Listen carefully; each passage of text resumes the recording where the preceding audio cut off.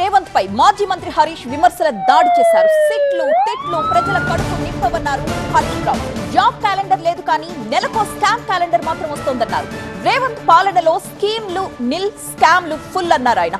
ఉమ్మడి మెదక్ జిల్లాలో మెజారిటీ స్థానాలు గెలుస్తామన్న ధీమా వ్యక్తం చేశారు హరీష్. ఫుల్ డీటెయిల్స్ మా కరెస్పాండెంట్ శివతేజ అందిస్తారు. మాజీ మంత్రి హరీష్ రావు గారు దాదాపు 1 వీక్గా బిజీగా తిరుగుతున్నారు. ప్రచారం ఎట్లా జరిగింది, జనాల నుంచి రెస్పాండ్ ఏ విధంగా వచ్చింది? ముఖ్యంగా ఈరోజు ఉమ్మడి జిల్లాలో 19 మున్సిపాలిటీలు ఉన్నాయి. ఖచ్చితంగా మెజార్టీ మున్సిపాలిటీలు బీఆర్ఎస్ గెలిచి తీరుతుందని పూర్తి ఆత్మవిశ్వాసంతో నేను చెప్పదలుచుకున్నాను. ఇవాళ ప్రజల్లో వెళ్తే రేవంత్ రెడ్డి గారిని ఈసడించుకుంటా ఉన్నారు.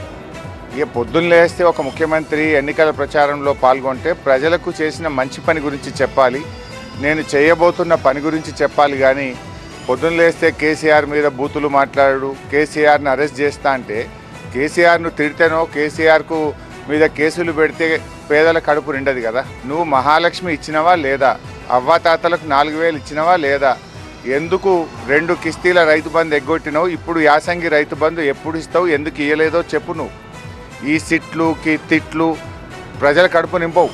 ప్రజలకు కావాల్సింది తిట్లు సిట్లు కాదు, ప్రజలకు సంక్షేమ కార్యక్రమాలు కావాలి.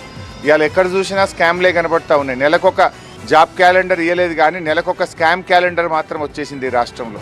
అందువల్ల ప్రజలు మనకంటే తెలివైనటువంటి వాళ్ళు 2.5 ఏళ్ల రేవంత్ పాలన చూసిన తర్వాత ప్రజలు చీత్కరించుకుంటా ఉన్నారు.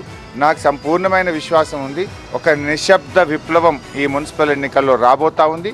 ఖచ్చితంగా మెజార్టీ సీట్లను మేము గెలుచుకొని తీరుతాం. కానీ హరీష్ గారు, మీరు పదే చెప్తారు తెలంగాణలో కేసీఆర్ చరిత్రను తూడిపోయలేదంటూ మీరు చెప్తారు. నిన్న ముఖ్యమంత్రి దాన్నే హైలైట్గా తీసుకొని కేసీఆర్ది కేవలం దగా చరిత్ర, దాన్ని తూడ్చే అవకాశం లేదంటూ కూడా చెప్తారు. దీని ఎట్లా?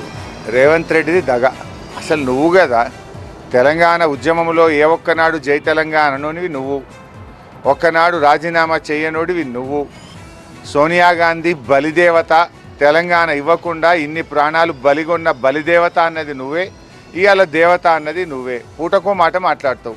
ఆనాడు కేసీఆర్ గారు 2 పంటలకు రైతు బంధు ఇస్తే 2 ఎందుకు ఇస్తున్నావు, 3 పంటలకు ఇవ్వాలన్నావు. ఇప్పుడు నువ్వు 1 పంట కూడా ఇస్తలేవు.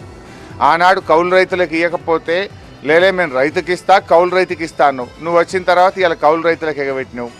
ఇవాళ రైతు రుణమాఫీ చేసి తీరుతా అని చెప్పి ఉన్న దేవుళ్ళ మీద మొత్తం ఒట్టుపెట్టి దేవుణ్ణే మోసం చేసిన గనుడివి నువ్వు. నీదో చరిత్ర ఉన్నది నీ ముఖానికి. నీ చరిత్ర అంతా కూడా ద్రోహ చరిత్ర.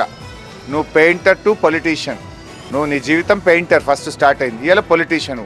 పెయింటర్ టు పొలిటీషియన్ రేవంత్ రెడ్డిది అంతా కూడా ద్రోహ చరిత్రనే. ఏనాడు కూడా ఉన్న మాట మీద నిలబడడం, ఇచ్చిన మాట మీద నిలబడే చరిత్ర నీకు లేదు.